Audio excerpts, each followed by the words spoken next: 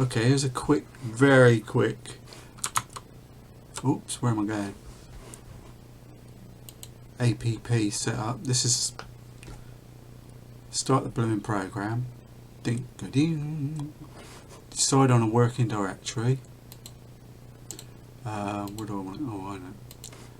2 secs. So I'll pick a. This is exactly how I'd go around doing it. Takahashi March. I'll choose that. That's the one I'll start off with. First off, raw fits. Get your bit Bayer pattern sorted. RGGB is the one I normally use, and I'll click it, force it. I use a 269C Altair camera. Don't touch anything else. Then we'll go to the load section. I need to decide on a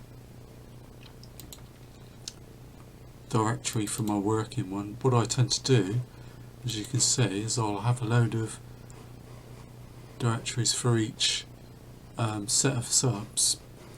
Within that, I'll create a subdirectory called APP. You can do that just by going there and it'll let you create a new one. But I've already done it. Make that my working directory. And I'll go to master flats.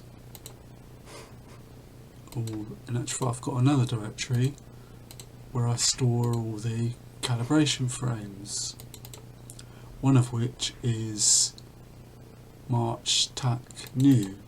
Now I created these within APP earlier, so I kind of trust these guys, so we'll log all them in. Say cancel to both those because I'm not into all that multi task thingy, whatever it is, I don't know. So that's all the master flats. I create a dark flat as well. I just follow just one of those things, but you don't need them all. If you've just got master flats, the key one. Then I go into my lights. I have to go back to that directory now and find. I'll use the bubble nebula because I haven't actually processed this before. Control all, so I'll load all those files in. I think you do. The next stage, you've got, because you've loaded your flats in and all the rest of it, so we need to go to calibrate.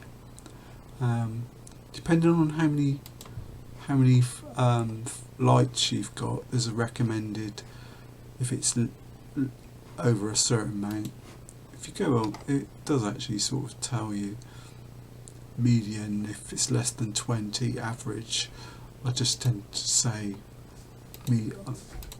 medium and use the Windsorized, which is kind of what it recommends, but these bits you can experiment. So just go down through the section on each one and set it identically. I'm not even bothering to look at what's what on there. Not worried about any of the rest of it. I've already got my thingies in.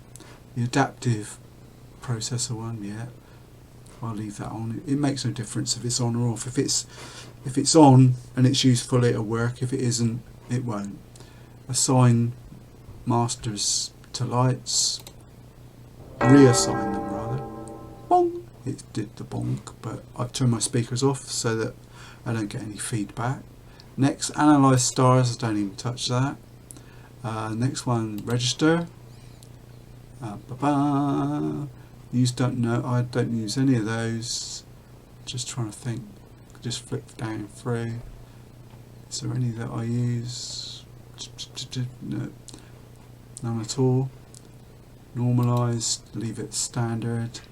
What's the last one? Integrate. Usually to make some changes on this one, and I usually use multi-banding because sometimes my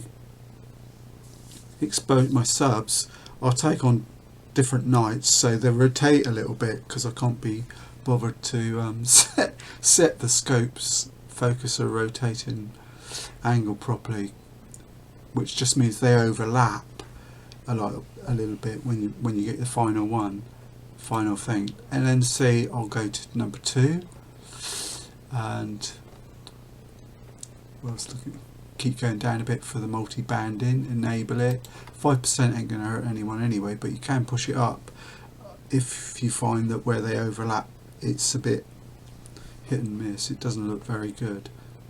You'll see what I'm on about, because there'll be a gap where they overlap. You'll be able to see it, dark and light areas. Flick down, not worried about any of those, and just click integrate, and then go and have a cup of tea until it's finished, and then Bob's your uncle. Then double click the integrate file at the bottom.